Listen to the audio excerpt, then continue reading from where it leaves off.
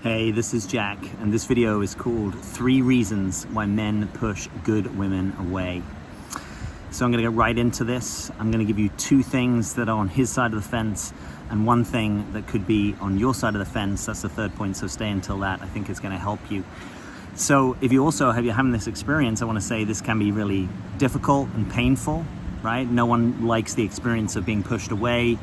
It's hard being the person that's more heart open or more into the connection than the other person. And we also need to be in reality, right? We want to love reality as much as we can, right? And even when we don't love it, we want to try and be with it. So if you're in a situation where a guy is ongoingly pushing you away, you also have to listen to that, right? Even if it's his trauma, wounding, whatever it is, at some level, that's going to be for him to deal with, and you don't want to be in a situation where you're constantly needing to solicit someone's attention, get their attention.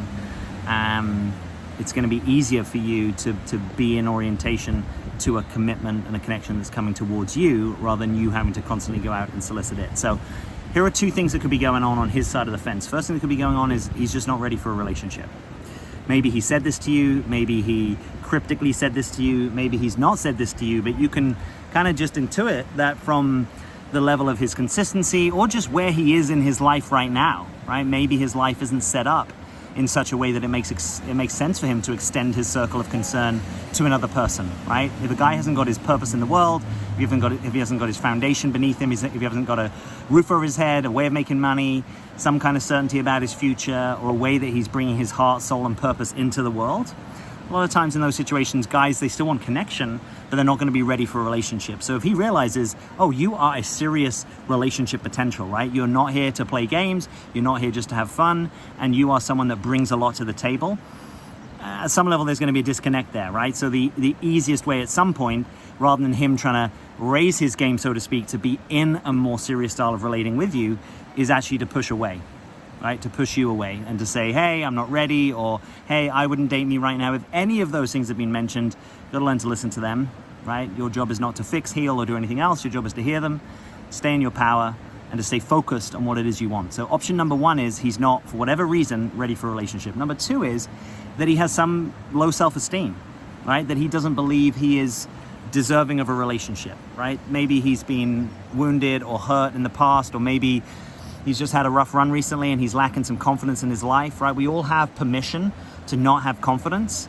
We all have permission to have cycles that are hard, depressive, whatever is going on authentically for us, right? We're human beings.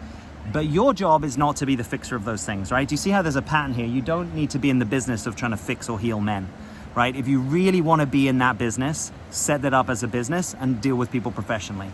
Right? If you have those kind of healing capacities, by all means, become a healer.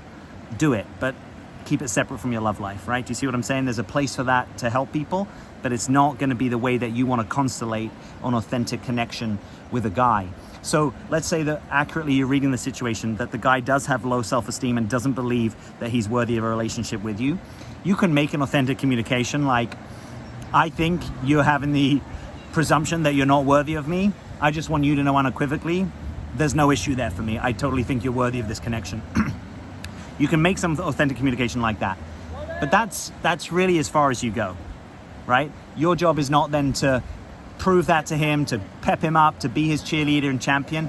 If he's not at a point in his life where it makes sense for him to be worthy of the connection with you, at some point you've got to let it go, in all likelihood.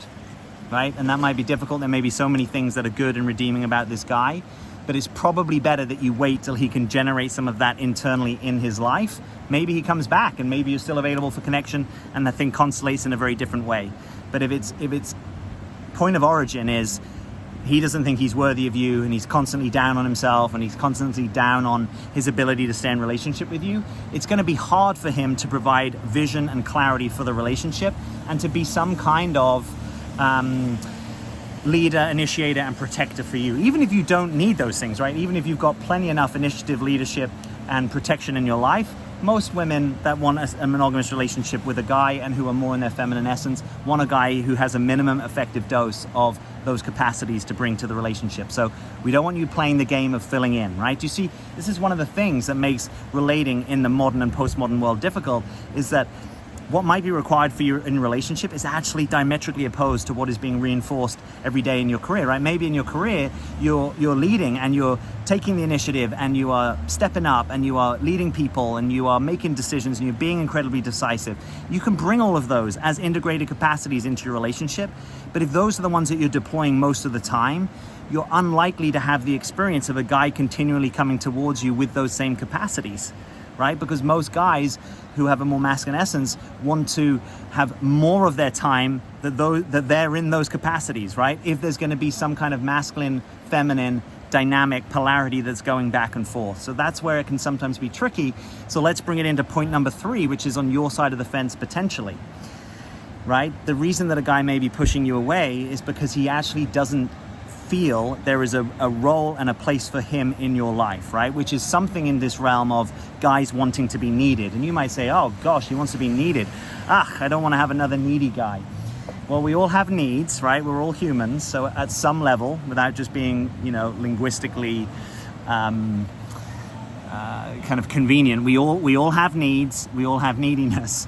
But also, most guys want to feel valuable and purposeful in their connection to you, right? That there's something that they can bring, whether it's being solid when you're wobbling, whether it's reassuring you when you're having a difficult time, whether it's doing some heavy lifting when we've got, a sofa or some shopping coming out of the car, whether it's being a good thought partner, whether it's being a decision maker, right, or helping you get clarity on your decisions.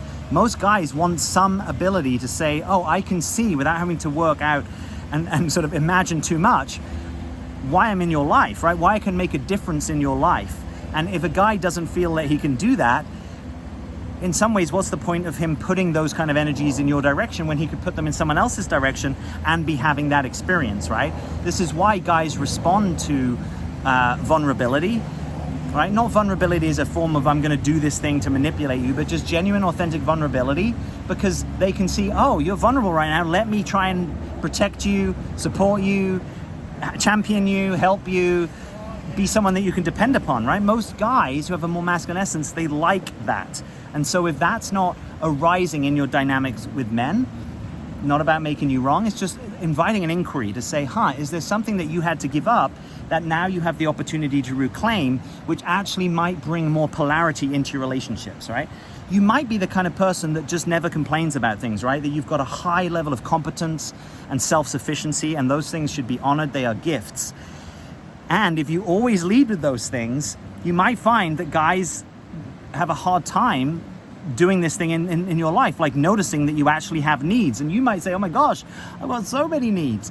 But if you're not good at revealing them, either through words, through your emotions, or through your invitations to men, you're probably going to be looked over by a guy who has a more masculine essence, right? So none of this is about posturing or changing yourself or doing anything that's not true to you. It's about saying, is it possible? Is it true that there could be more truth and authenticity that could come through you that actually then invites a different type of relationship with a man, right? Not for him. I'm not saying change and do something for him, for you, because you're watching this right now. So probably you want to relate with men. Probably you want to have a committed relationship with a guy, or at least a connection that could go somewhere with a guy.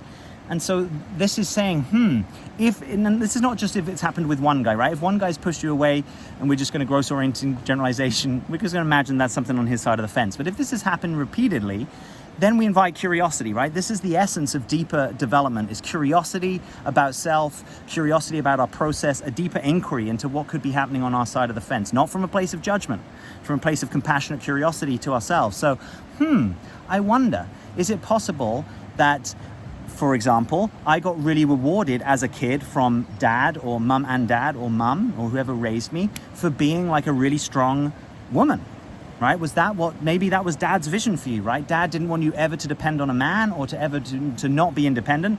So you became incredibly independent. That's a gift. Let's honor you. A lot of people can't do that. You've done that, but now you might be so independent that it's actually getting in the way of you having more of a healthy interdependence with a guy, and for you being able to solicit the kind of support, protection, interest, curiosity that you want.